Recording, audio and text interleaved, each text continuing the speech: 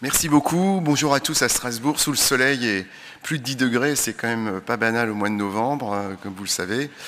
Le réchauffement de la planète qui l'explique, comme vous l'avez certainement vu.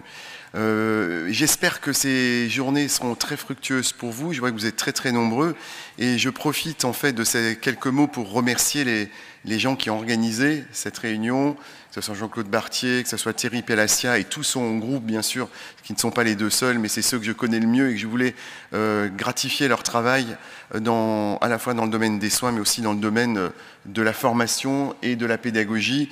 En particulier, Thierry Pellassia est une des poutres maîtresses, en fait, des axes pédagogiques à la faculté. Il a une compétence très particulière dans le domaine qu'on exploite largement puisqu'on le sollicite à de très nombreuses occasions pour parler de son domaine de compétences. Donc ça montre bien tout l'éclectisme de votre communauté qui, le directeur l'a rappelé, qui est très utile à nos patients, très utile à la communauté en général. Vous avez un rôle majeur en fait dans notre société, dans nos villes et dans nos campagnes. Et vous le savez très bien, et donc on compte sur vous, les gens comptent sur vous. Vous êtes vraiment un des éléments clés dans le système de soins en France.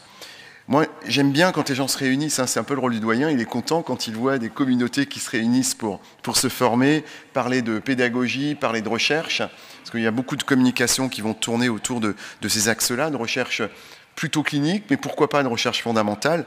Et vous avez constaté dans le discours introductif de notre directeur que nous sommes à Strasbourg et on a cette chance-là d'être totalement à l'unisson entre l'université et l'hôpital. Et j'en suis vraiment très heureux. Et Monsieur Lano a parlé, vous voyez, de la formation.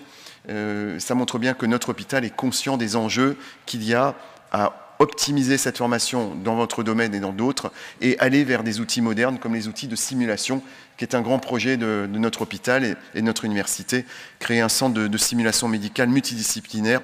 On aimerait vraiment qu'il ait la dimension en plus grande France, si on peut, on l'espère en tout cas dans le cadre de notre IHU. Donc il y a vraiment des beaux projets auxquels votre corps, votre discipline est associée, à la fois dans le domaine, je le répète, de la formation, et dans le domaine de la recherche, en pédagogie, puisque c'est un domaine de recherche clinique, la pédagogie, essayer de mieux enseigner, de mieux comprendre les choses, mais au-delà aussi dans le domaine de la technologie, mais on peut aussi dépasser ces bornes-là et aller jusqu'à l'éthique, et je crois que c'est aussi important d'aborder les côtés très importants dans votre discipline, dans les disciplines médicales, qui est celle de l'éthique et des rapports avec l'éthique. Donc il y a vraiment beaucoup de sujets dont vous pourrez débattre pendant ces 2 jours. On l'a rappelé sans trop s'échapper malgré le soleil. C'est vrai que c'est très attractif. Enfin, je pense que le comité de pilotage a certainement laissé quelques petites plages de libre pour vous permettre d'aller boire un vin chaud malgré la température. Vous pouvez le faire quand même. Vous savez qu'il est certifié cette année.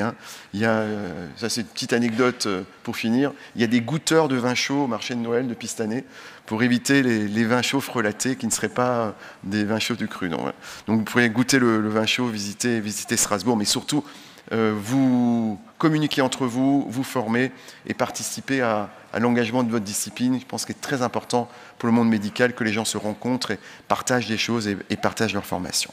Donc bon séjour encore à Strasbourg, profitez-en bien et puis peut-être dans quelques années pour un prochain congrès organisé par nos collègues strasbourgeois. Bon après-midi.